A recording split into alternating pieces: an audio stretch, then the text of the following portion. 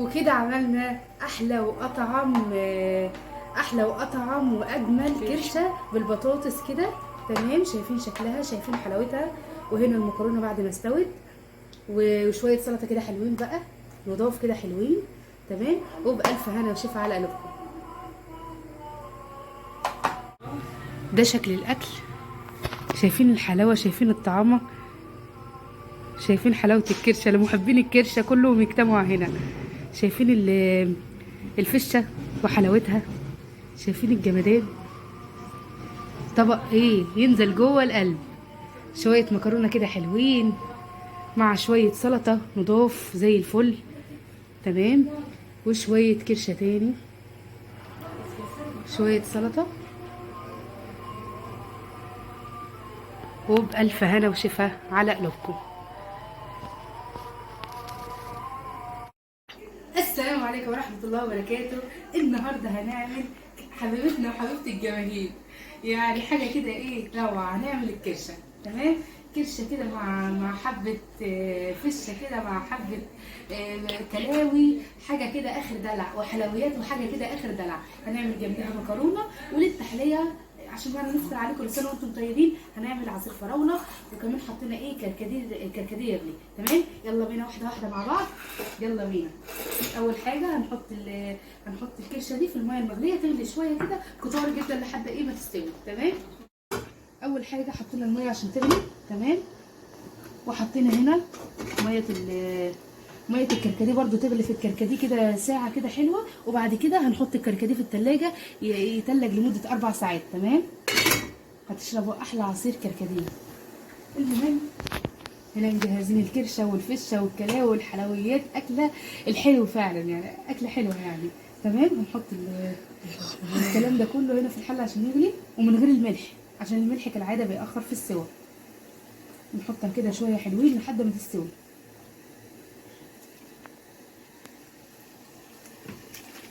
تمام، كل الكلام ده يغلي مع بعضه.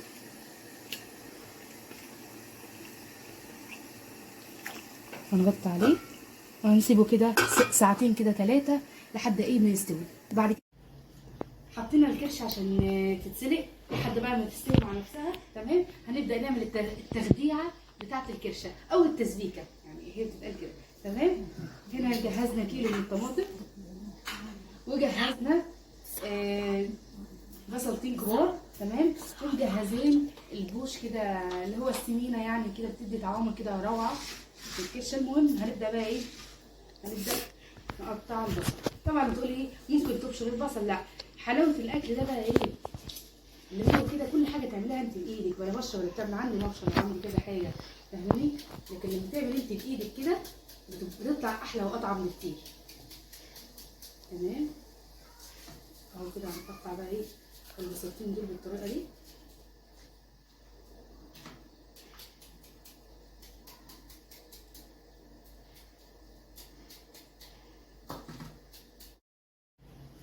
حطينا الكرش عشان تتسلق لحد بقى ما تستوي مع نفسها. تمام، هنبدا نعمل التخديعه بتاعه الكرشه او التسبيكه، يعني هي بتتقال كده. تمام، هنا جهزنا كيلو من الطماطم، وجهزنا بصلتين كبار. تمام، ومجهزين البوش كده اللي هو السمينه، يعني كده بتدي طعامه كده روعه في الكرشه. المهم هنبدا بقى ايه، هنبدا نقطع البصل.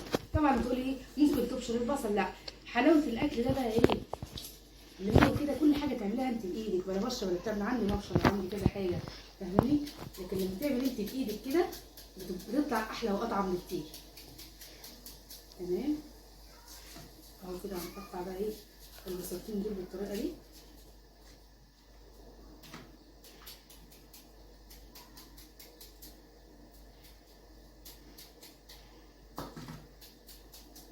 طبعا الطريقه دي بتاعت ست الكل، مش واخداها من على النت ولا اي حاجه، هي اللي معلماها لي.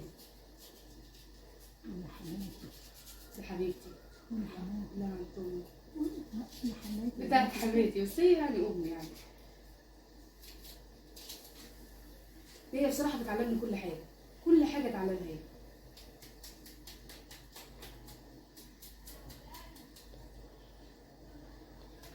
لان انا لما اصلا بدات اعمل اكل نميح يعني زيكم لا نفسي بتفاجئ فايه فهو سهل. سهل. تمام. قطعنا ايه بقى؟ بصلايه. جهزنا بصلتين كبار للتسبيكه بتاعت الكرشه وقطعناهم كده مربعات صغيره زي ما حضراتكم شايفين. تمام. وهنا مجهزين البوش اللي هو السمينه بتاعت الكرشه. تمام. يلا بينا نعمل التخديعه او التسبيكه. اول حاجه هنحط البوش بتاع الكرشه او السمينه. تمام اهو هنحطها جوه الحله. هنسيبها ايه بقى تسيح كده. تمام. هنسيبها تسيح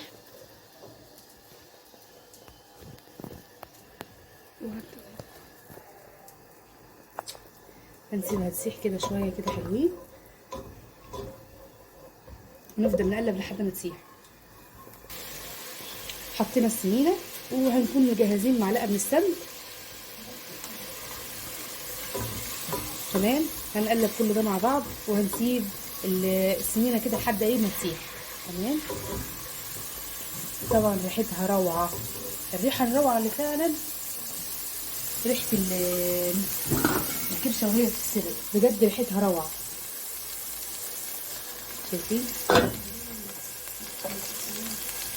شايفين الجمال والطعامه والحلاوه يا لهوي. وعلى العين الثالثه حاطين الكركديه يتنقع. تمام. وبعد كده هنحط يسقع شويه في الثلاجه.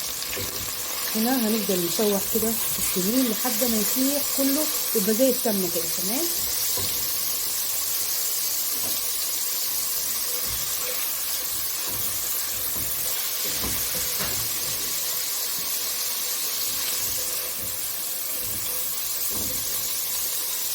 وهنكون هنا مقطعين بصلتين كبار مربعات كده مربعات كده صغير كده ومربعات. مفيش احلى من انك تقطعيه بايديكي. نفضل نشوح كويس جدا. وهنكون مجهزين كيلو من الطماطم مقطعينه وحطيناه يتضرب في الخلاط. وما تطفيش الطماطم. سيبيها كده عشان تديكي التخديعه الحلوه يعني التسبيكه الحلوه.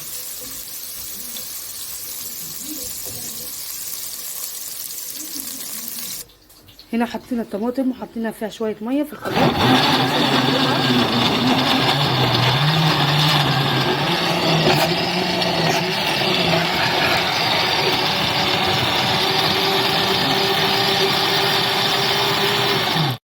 اللون البني المحمر ده بقى هو اللي يديك الدمعه الحلوه. تمام. هنكون مجهزين هنا الطماطم. هنطش الكلام ده كله ايه بقى مع بعضه. كمان الصوص كمان الصلصه اللي موجوده. تمام.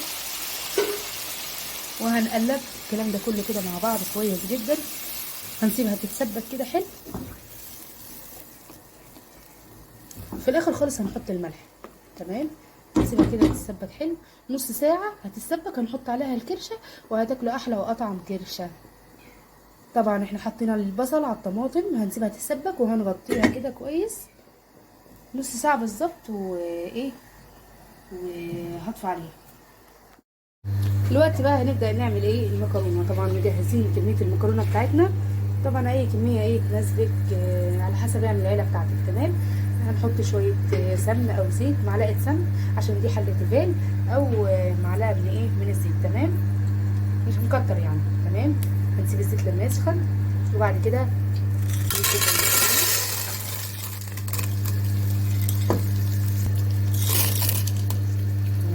انا هعمل جنب الكرشه او الصليبه هعمل مكرونه. تمام. هنشوح المكرونه كده كويس جدا لحد ما توصل للون الذهبي.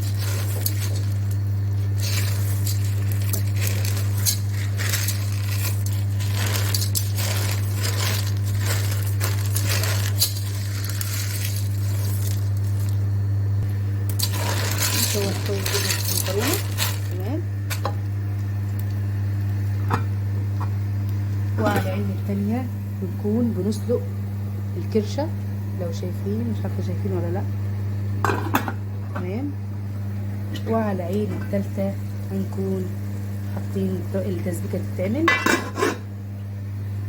وهنا بنعمل في المكرونة.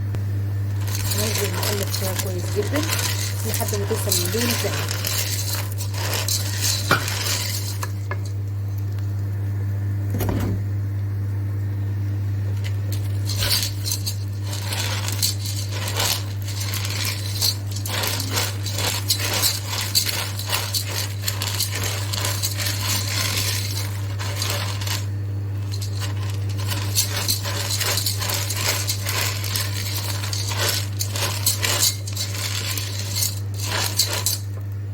طبعا سيبنا المكرونه كده لحد ما ايه تتحمر.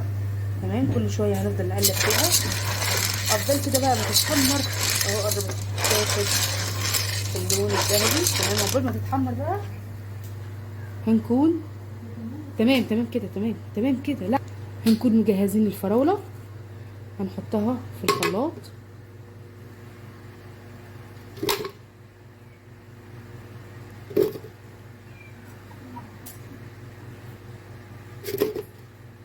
تمام.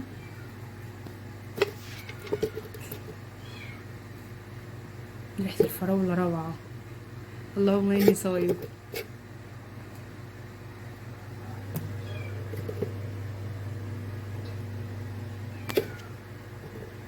تمام. هنحط فيها شوية مية، شوية سكر، ونضربهم. هنا حطينا كمية مية كده محترمة على الفراولة. تمام.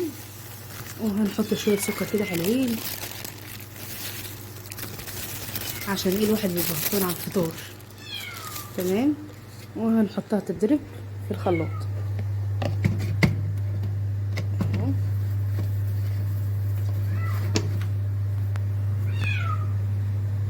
حطينا الفراولة في الخلاط وهنضربها. تمام.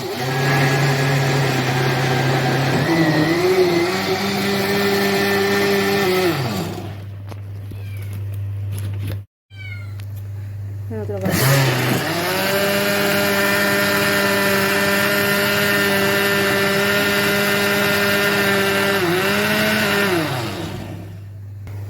هنفضل كده نشوح.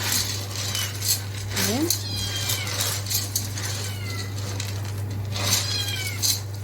لحد ما تاخد كلها اللون ايه الذهبي.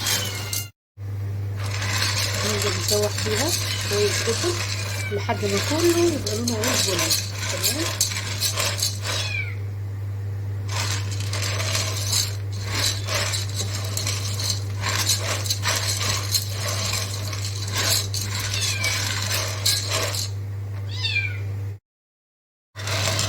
نفضل نشوح لحد ما كله ياخد اللون الذهبي. تمام. طبعا هنا التسبيكه بتاعتنا دي هو خلاص قربت ايه تتسبك.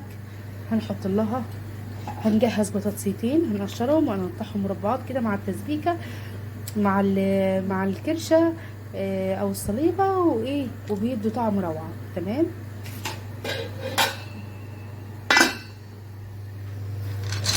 المكرونه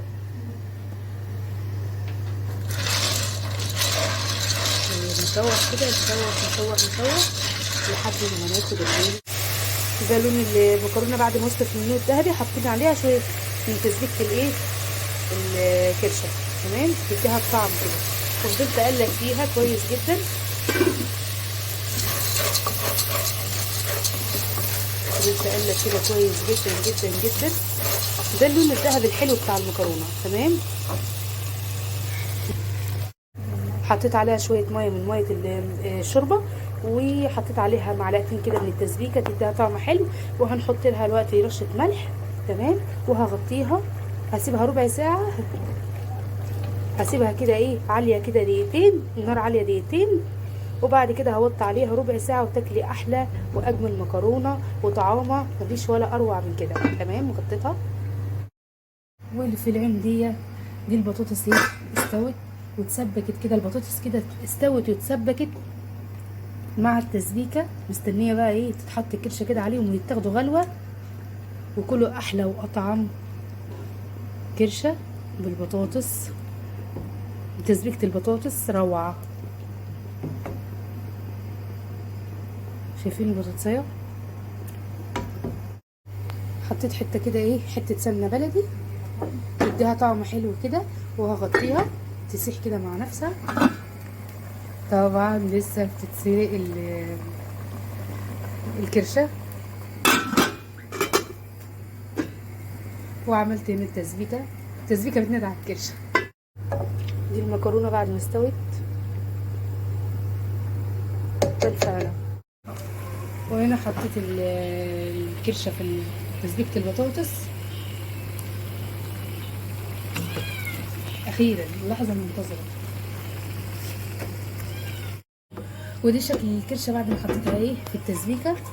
يا لهوي على الحلاوه وعلى الطعام وعلى الجمال.